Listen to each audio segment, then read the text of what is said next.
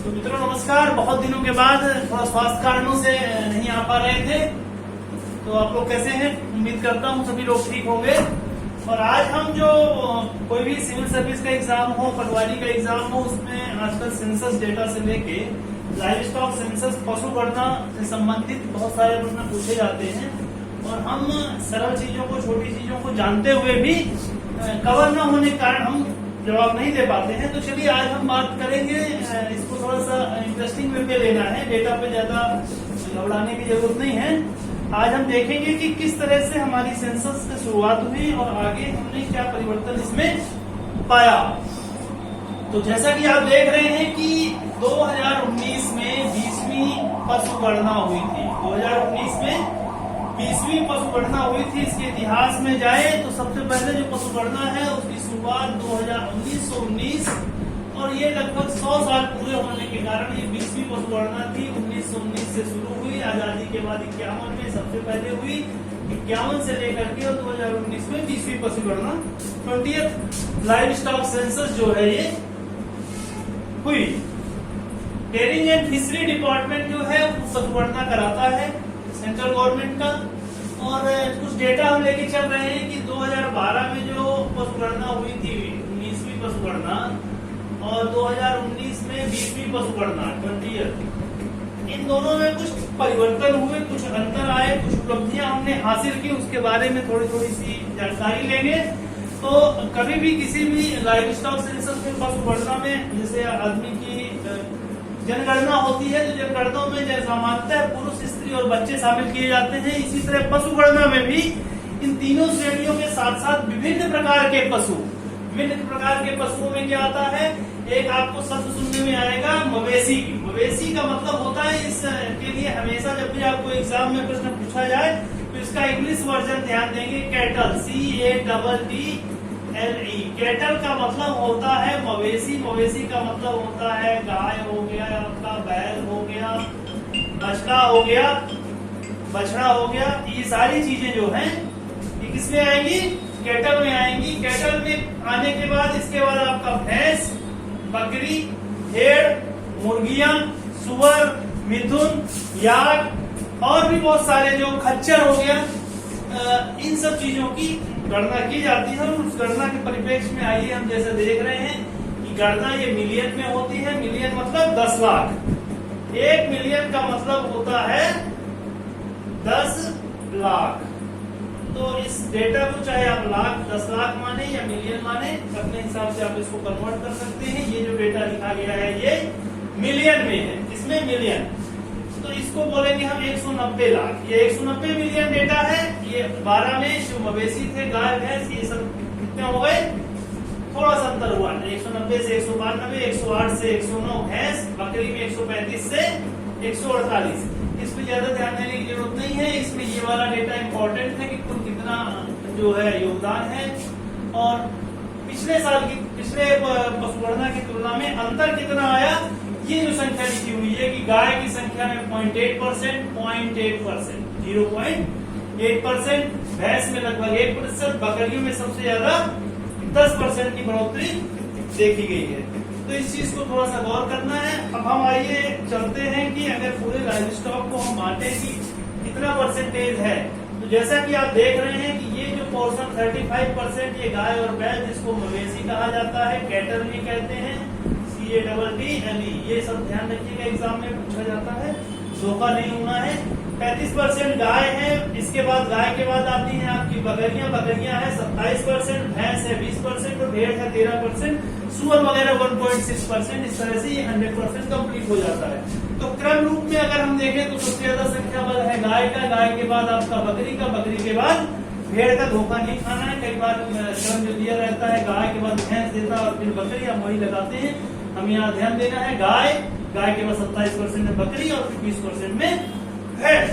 चलिए इसी तरह अगर हम ये तो पूरे हिंदुस्तान के परिप्रेक्ष्य की बात हो गई, अगर मध्य प्रदेश की बात करें तो मध्य प्रदेश में भी जो मरम्मी 2012 और 2019 में पशु गणना हुई थी, इसमें लगभग 36 मिलियन से लेकर के 40 मिलियन, लगभग 4 मिलियन का इजाफा हुआ था, जो टोटल पशु संख्या का 11.8% है। ये प्रश्न पूछा गया है, कई एग्जाम में ये प्रश्न पूछा गया है। कि 2012 की तुलना में 2019 में कितने प्रतिशत बढ़ोतरी हुई, तो पशुधन में 11.81। इसको याद रखना है, भूलना नहीं है। 11.81, ये वाला 11.81। अगर हम, ये तो हो गया मध्य प्रदेश में, और इंडिया के परिप्रेक्ष्य में बात करें तो 512 से कितनी पहुंच गई थी, 535। ये अभी की समय 535, मतलब टोटल कितना, 4.6%। अगर इंडिया का पूछे कि भारत की कुल पशुगणना 2012 की तुलना में 19 में कितनी बढ़ी, तो 4.6%। मध्य प्रदेश की बात करें तो 11.8%।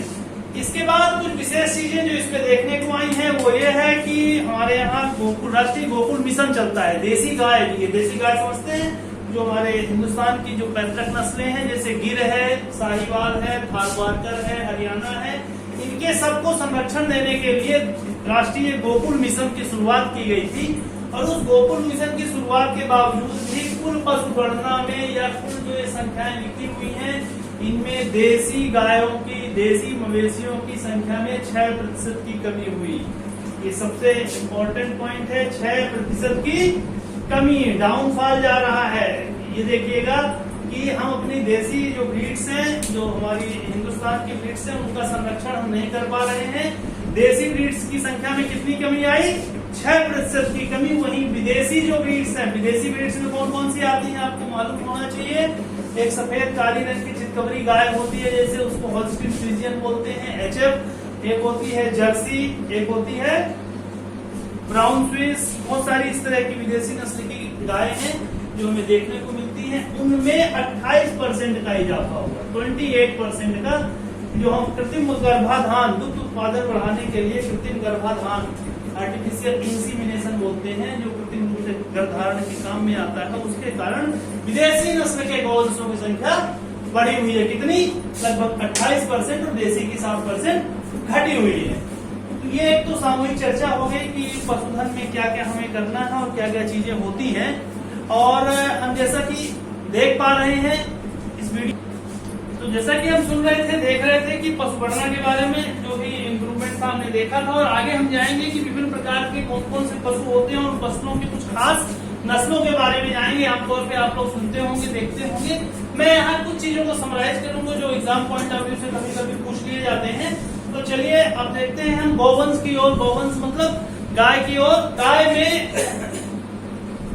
हमारे जो मध्य प्रदेश में है कुछ महत्वपूर्ण जो ब्रीड है, साहिवाल। आपको सीधे एग्जाम में नाम दे देगा। साहिवाल किस चीज की ब्रीड है, साहिवाल कहाँ की ब्रीड है, गुजरात की ब्रीड है। गिर जो है, गिर फॉरेस्ट में राजस्थान गुजरात में है, गुजरात में गिर गाय। इसके बाद थारपारकर गाय होती है, ये पाकिस्तान से आती है, थारपारकर। इसके बाद रेड सिंधी है, ये भी पाक की है, पाकिस्तान से, जो पुराना हिंदुस्तान था हमारा, वहां से इसकी उत्पत्ति होती है। ये MP की 3 ब्रीड्स हैं जो पाई जाती हैं। मध्य प्रदेश में आपका निमाड़ में निवाड़ी, मालवी, और एक है गावलाव। गावलाव आपका बुरहानपुर, दक्षिणी मध्य प्रदेश में सतपुड़ा पर्वत के नीचे जो है, यहाँ पे गावलाव ब्रीड बुरहानपुर में पाई जाती है। ठीक है, तो अब इसके बारे में छोटी छोटी चीजें बताऊंगा। साहिवाल की जो खास पहचान है, कभी कभी पूछ लिया जाता है एग्जाम में कि इसका जो ये गाय होती है, गाय आप देखे होंगे, मैं आपको बना के दिखा देता हूँ। इंटरेस्टिंग चीज है, आप जो गाय बनाएंगे, ये आप देखेंगे कि इस तरह से ये वाला जो पोर्शन है गाय का, दिस वन, ये बहुत लंबा झूलता रहता है नीचे से। ये वाला पोर्शन जो गाय का है बहुत ऐसे कंबल जैसा लहराता रहता है। ये पहचान किसकी होती है, साहिवाल की। साहिवाल जो ब्रीड है उसमें जो ये जो अपना ड्यूलप कहलाता है, इसको इंग्लिश में ड्यूलप बोलते हैं। ये जो गले के नीचे का भाग है बहुत लंबा झूलता हुआ होता है, इसीलिए इस ब्रीड की खास पहचान होती है साहिवाल गुजरात की ब्रीड है, और ये इसकी सबसे ज्यादा पहचान भी है। दूसरा आएगा आपका गिर जो है, गिर फॉरेस्ट गुजरात, वहाँ की दोनों लगभग मिलती जुलती नस्लें हैं। ये लाल रंग की होती है, ये भी लाल रंग की होती है, दोनों लाल रंग की होती हैं। गिर के बारे में एक अच्छी चीज बताता हूँ कि गिर जो है देसी ब्रीड्स में सबसे ज्यादा दूध देने का रिकॉर्ड किसके नाम पे है, गिर के नाम पे है। लगभग 60 लीटर पर डे, 60 लीटर एक दिन का रिकॉर्ड है। और आप तो एक और इंटरेस्टिंग बात बताता हूँ कि गिर नस्ल की कुछ गायें ब्राजील गई थी। ब्राजील में आज से कम ये मान के चलिए कि 40 साल पहले, और ब्राजील में एक भी गिर गाय नहीं थी, जिन्होंने यहाँ से ले गए थे। और ले जाने के बाद आज की जो स्थिति है कि ब्राजील में जितना भी पशुधन है गौवंश का, वो किसका है? गिर का है। और गिर ने हाईएस्ट मिल्क प्रोड्यूसर का एक रिकॉर्ड भी बनाया था कि सबसे ज्यादा दूध देने वाली जो गाय है वो गिर नस्ल की गाय है। हमारे यहाँ गिर नस्ल की गाय देती है दूध 10 लीटर 12 लीटर, और वही चीज ब्राजील में जाकर के 60 से 70 लीटर दूध देती है। न्यूट्रिशन का फर्क पड़ता है, मैनेजमेंट का फर्क पड़ता है। हम हिंदुस्तानी लोग इनके खान पान पे ज्यादा ध्यान नहीं दे पाते हैं। थारपारकर है, पाकिस्तान बॉर्डर की ब्रीड है, सफेद रंग की है, रेड सिंधी भी हल्की लाल होती है, इसमें नहीं जाना है। सबसे खास प्रश्न पूछा जाता है गाओ लाओ किस चीज की ब्रीड है? गाओ लाओ GAOLFO, गाओ लाओ जो है ये गाय की ब्रीड है। मालवा क्षेत्र मालवी जो है मालवा की ब्रीड है, और निमाड़ी निमाड़ क्षेत्र की ब्रीड है। तीनों गाय की ब्रीड है। गाओ लाओ बुरहानपुर डिस्ट्रिक्ट मध्य प्रदेश सतपुड़ा के नीचे पाई जाती है। बार बार पूछा गया है, इसको याद रखना है। गाय की काउ ब्रीड ऑफ MP, ये मुख्य मध्य प्रदेश की ब्रीड्स है। ये आपको भैंस के बारे में जानकारी देंगे। भैंस की सबसे अच्छी नस्ल मानी जाती है मुर्रा मतलब इसकी जो सींग रहती है वो कर्व रहती है, सिकल से चंद्रमा के आकार की, ये इस तरह से बिल्कुल घूमी हुई। मुर्रा माने मुड़ी हुई। तो जो इसकी सबसे ज्यादा खास पहचान है ये मुर्रा ब्रीड, ये पंजाब हरियाणा और आपका पाकिस्तान बॉर्डर से मोंटगोमरी वगैरह पे उधर दिखाई देती है। ठीक है, जैसे साहिवाल भी है, ये भी आपका पाकिस्तान बॉर्डर से ही आई थी, गुजरात और पाकिस्तान राजस्थान के बॉर्डर से। मोंटगोमरी एक जिला है कहाँ पे? पाकिस्तान में, वहां से इसकी ओरिजिन मानी जाती है। जाफराबाद से, जाफराबादी सिर्फ आपको नाम ध्यान रखना है। जाफराबादी मेहसाना एक डिस्ट्रिक्ट है गुजरात का, उसी के नाम पे ये मेहसाना ब्रीड बनी। और भदावर इलाका है हमारा, कहाँ पे पता है? आपके मध्य प्रदेश में ग्वालियर और चंबल का जो इलाका है वहाँ पे एक भैंस पाई जाती है जिसका नाम है भदावरी। ये भी प्रश्न बार बार पूछा गया है कि भदावरी ब्रीड कहाँ की है? चंबल क्षेत्र की है, मध्य प्रदेश की ब्रीड है, भैंस की ब्रीड है। तो भदावरी की एक सबसे बड़ी खासियत है जो आप नहीं जानते होंगे, मैं आपको बता दूं कि दूध में फैट, गाढ़ापन, दूध में सबसे ज्यादा फैट भदावरी का लगभग 13% तक फैट होता है। नॉर्मल भैंसों में 7% फैट होता है एवरेज, जबकि भदावरी में 13%, 100 में से 13 जो % है वो फैट का होता है। इसलिए highest fat percentage in milk किस ब्रीड पे होता है? भदावरी ब्रीड पे होता है। तो इस चीज को भी याद रखना है। मध्य प्रदेश के ग्वालियर चंबल क्षेत्र में पाई जाने वाली, भदावर क्षेत्र में पाई जाने वाली भदावरी ब्रीड। बकरी की बात करें, बकरी में आपका ज्यादा नहीं है, ये राजस्थान की ब्रीड से। सिरोही जिला है राजस्थान में, सिरोही किसकी ब्रीड है? बकरी की है। बर्बरी किसकी ब्रीड है? बकरी की है। जमुनापारी कहाँ की है? यूपी, यमुना नदी के किनारे पाई जाती है। और कभी कभी 2-4 एग्जामों में ये पूछा जाने लगा है कि हंसा यानी हंस की तरह मुंह वाले, गुलाबी रंग के होठों वाले जो सफेद रंग की जमुनापारी बकरियां हैं उनको हंसा कहा जाता है। तो ये जमुनापारी का अपवर्टेड वर्जन है, हंस की तरह दिखाई देता है, सफेद रंग की बकरी होती है। तो हंसा से धोखा नहीं खाना है, हंस की ब्रीड नहीं है। ये ब्रीड किस चीज की है?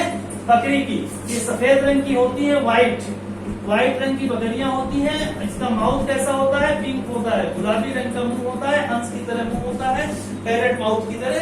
तो इसको जमुनापारी को याद रखना है। हंसा किसकी ब्रीड है? बकरी की है। भेड़ में मेरिनो है, रेमुलेट है, ये सब चीजें मोटी चीजें याद रखना है। अब आपको आ जाइए कुछ तो मुर्गी के बारे में। असील, इसको फाइटिंग बर्ड्स बोलते हैं, जम्मू कश्मीर पाई जाती है। फाइटिंग बर्ड बहुत तेज लड़ाकेदार जो पक्षी है, बर्ड्स है। मुर्गी असील जम्मू कश्मीर में पाई जाती है। कड़कनाथ मध्य प्रदेश, GI टैग मिला हुआ है इसको, GI टैग, जी हाँ, जियोग्राफिकल आइडेंटिफिकेशन, GI टैग इसको मिला हुआ है। कड़कनाथ झाबुआ जिला। कालामासी भी उसको बोलते हैं, कालामासी मीन्स काले रंग का मांस वाला, काले रंग के मांस वाला। ठीक है, इसमें आयरन और हीमोग्लोबिन परसेंटेज बहुत ज्यादा होता है।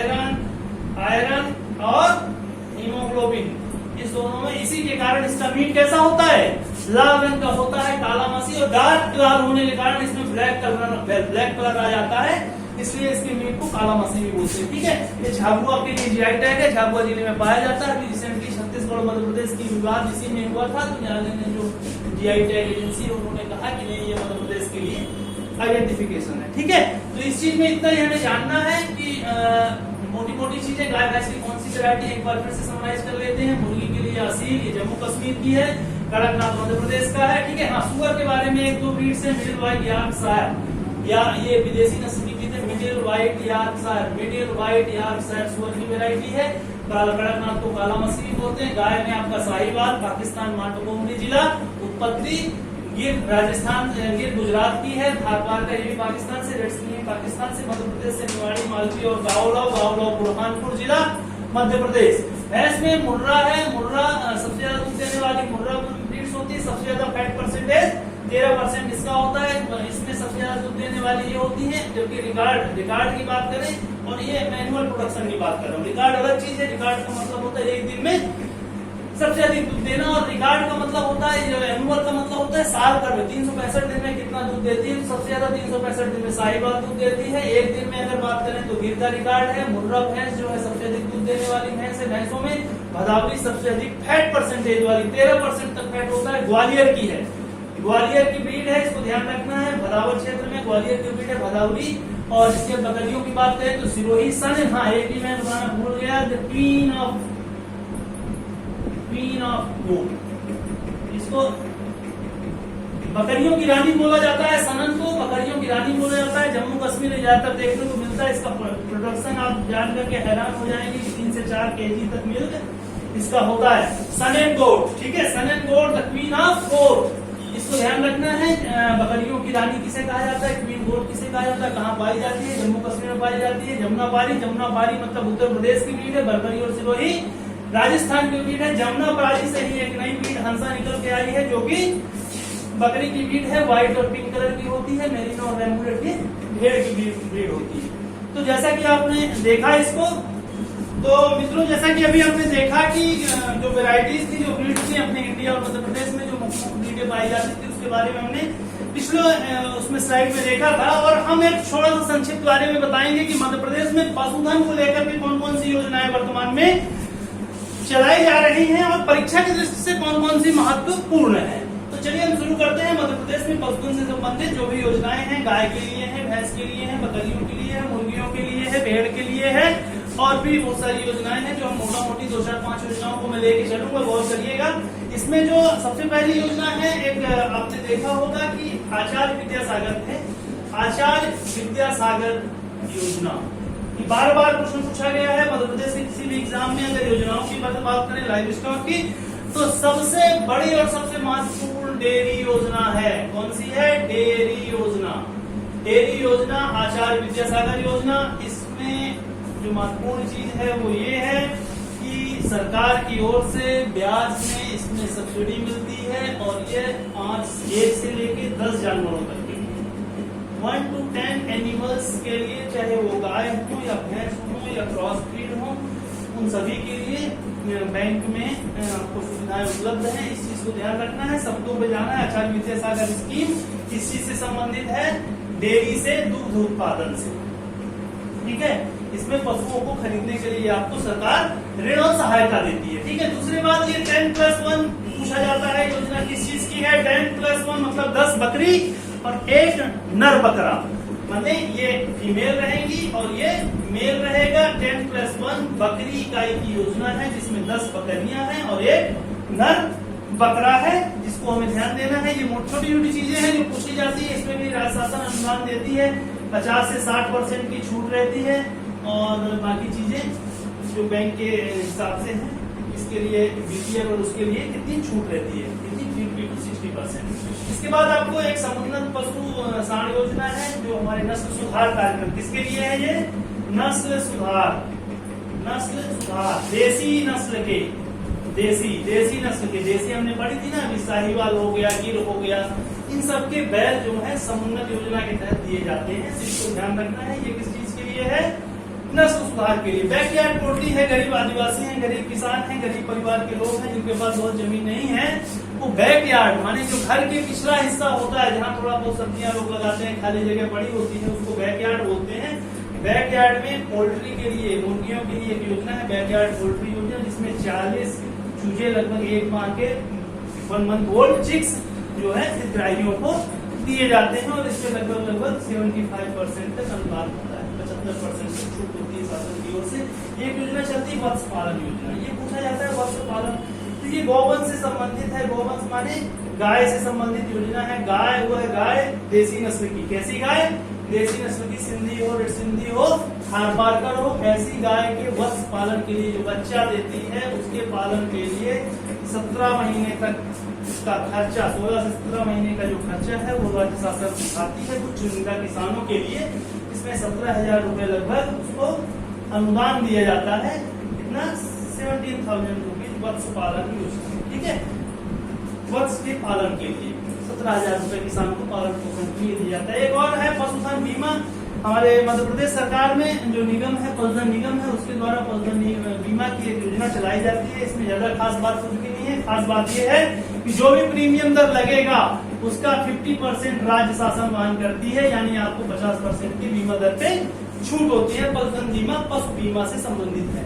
पशु केसीसी ये भी अभी नया, जो पिछले माननीय प्रधानमंत्री जी की जो महत्वाकांक्षी योजनाओं में रहा है और अभी बहुत तेजी से इसमें काम हो रहा है। जो भी पशुपालक है, गाय भैंस या बकरियां रखते हैं, उनके लिए पशु किसान क्रेडिट कार्ड, पशु किसान क्रेडिट कार्ड, ये सामान्य क्रेडिट कार्ड से भिन्न है। सामान्य क्रेडिट कार्ड जमीन होने पर ही मिलता है, ये पशु होने पे मिलेगा पशु क्रेडिट कार्ड। इसमें पशुओं के पालन पोषण के लिए अगर गाय है तो 15,000 रुपीज, और अगर भैंस है, ये गाय के लिए है, गाऊ के लिए है, और 18,000 रुपए ये बफेलो के लिए, किसके लिए? भैंस के लिए।